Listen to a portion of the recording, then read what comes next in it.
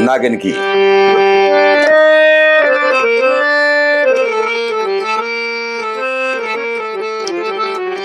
जानी चोर के सुल्तान की मुलाकात होती है भटियारी की सराय पर।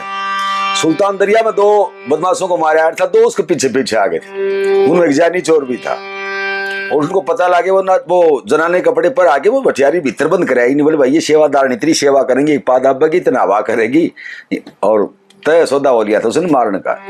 उस समय की दे रखी है। सुल्तान को मालूम था ये बदमाश है। भटियारी की लड़की बता गई थी, बोला तेने मारेंगे, 2 आदमी आ रहे हैं।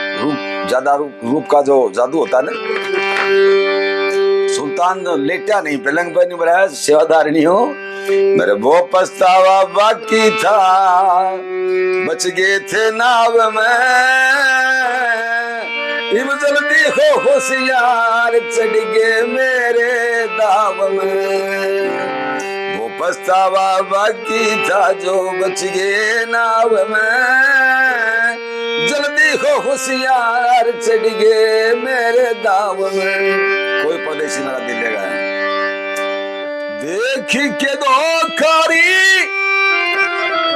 देख के मौकारी, करते धोखा, करूं खात्मा मैं अब दोनों का, अब दोनों का, अब दोनों का।